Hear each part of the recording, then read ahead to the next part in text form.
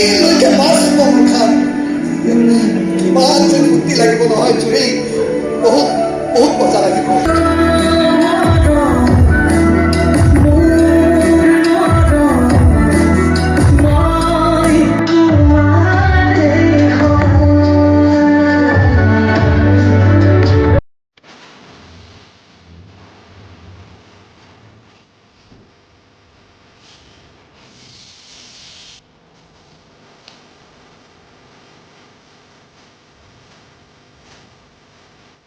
তো hello' friends welcome back to my YouTube channel Asomjit vlog. তো আজি গৈ আছোঁ কলাগুৰি থিয়েটাৰ চাবলৈ পাঠশালাত। তো আজি হৈছে 13 ছেপ্টেম্বৰ।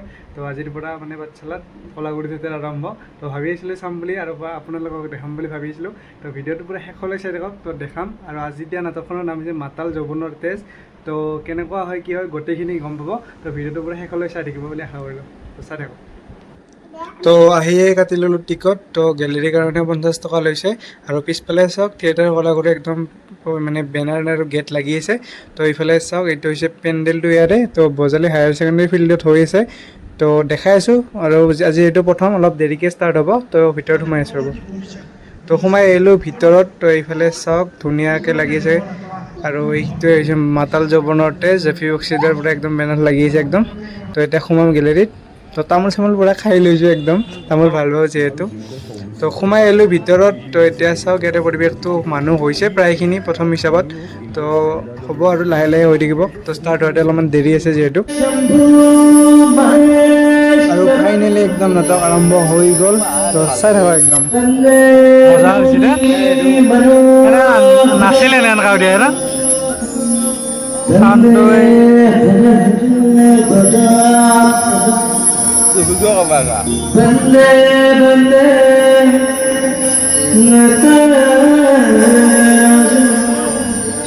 আৰু নাটক ষ্টাৰ্ট হোৱাৰ আগে আগে হ'ব এতিয়া নাটিকা। তো আজি যিহেতু প্ৰথম নিশা। আৰ আজিৰ দিকে নাচ নাটিকা কলাগুৰু বঢ়িয়া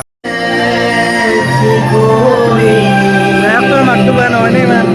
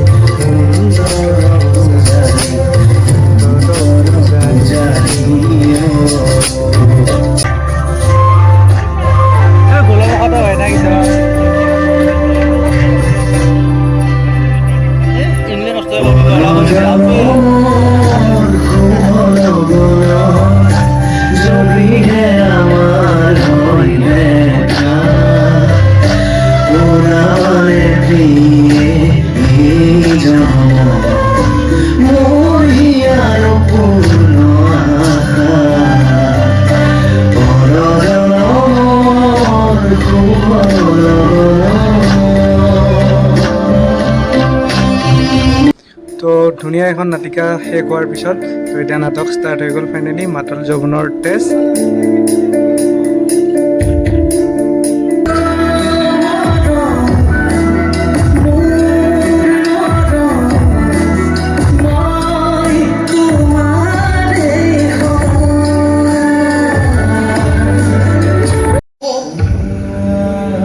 মই তৰা ধৰা হ'ম এপাহ পলুৱাই ফটকা ফুটাম ইয়ালে ডিঙিলৈকে মাছ মুখাত কিমান যে ফূৰ্তি লাগিব নহয় জুৰি বহুত বহুত মজা লাগিব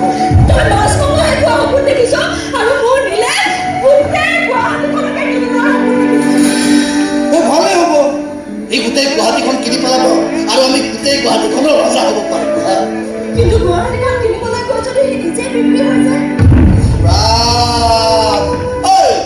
তহঁত ছোৱালীবোৰৰ কথাটো ইমান বেলেগকৈ চিন্তা কৰিব কিয় চিন্তা কৰিব ইমান বেয়া ভয় লাগে না কি আছে ভয় কৰব লগা হ্যাঁ কি আছে কচোন ভয় কৰব লগা এলে গুৱাহাটীৰ লোকে ডাঙৰ চাকৰি কৰিব সি ডাঙৰ মানুহ হ'ব তোৰ লগত ডাঙৰকৈ বিয়া পাতিব ধুনীয়াকৈ ঘৰ সংসাৰ পাতিব আৰু সকলোৰে এনেকুৱাহে হ'ব লাগে আৰু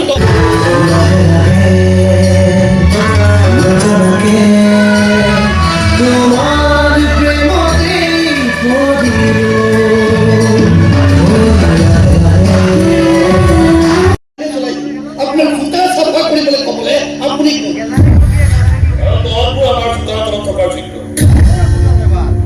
জোতার কমসে কম কিনা নম্বর আছে বড়দের তো সালা নাম্বারে নাই আপোনাক দেখিয়ে গম পাই গৈছোঁ কিন্তু আপুনি কিমান দুই নম্বৰী নম্বৰ আৰে বড়দেৰ নম্বৰ বা এক নম্বৰ তাৰা বড়টা বেয়া সব কৰেন দিশা আৰু সেই বেয়া চকুবোৰত আমি এনেকে খুকুকে উলিয়াই আনি গাঁৱত মাৰ্বল খেলোঁ মাৰ্বল আমাৰ গাঁৱৰ ল'ৰা বৰ বেছি চফা কৰা কথা কৈ নাথাকিব দেই কেতিয়াবা গাঁৱৰ মানুহৰ খং উঠিব আপোনাকে সঁচা সঁচি গোটেইটো চফা কৰি পেলাব তাৰপিছত পিছতে থাকিব এডাল এডালকে আপোনাৰ হাৰ মোৰ বঢ়িয়া দিছে দেই বঢ়িয়া দিছে কি বেষ্টবিলাক দিছে ভাল এক্টিং কৰিছে চকু মানে আমাৰ গাঁৱৰ ল'ৰা হয় চাম আমাৰ গাঁৱৰ ল'ৰা হয় চাম এই কি হবে ভিতরে এলাকা করে গেছে আরে নীল ভিতর না আরে সাসা তাকে নিয়ে যা আরে আপনি না যাই কিও এ ওই গেছে না ওই গেছে মই তো কোম্পানি ম্যানেজার হয় আর মই এই তো কোম্পানির ড্রাইভার আমি তাই ধরে সব কাম কৰিব লাগিব আৰে কেবল দুটা কামে কৰিব পাৰে বঢ়িয়া তই গাড়ী চলাই লক্ষ্য স্থানত পৌঁছাই দিব পাৰে এক্সিডেন্ট কৰাই খালত ভৰাই দিব পাৰে এটা আপনাৰ ভালো লাগিছে। একেবাৰে খাল নহয় নদীতে ভৰাই দিম সাল্লা দেখি পাও পাবে এটা চালা মজা দিছে আই কি ও মারো মুখ আরে নাম মারো আরে নাম ও আরে নাম মারো ও আরে নাম কার হামারি দি হামারি দি হামারি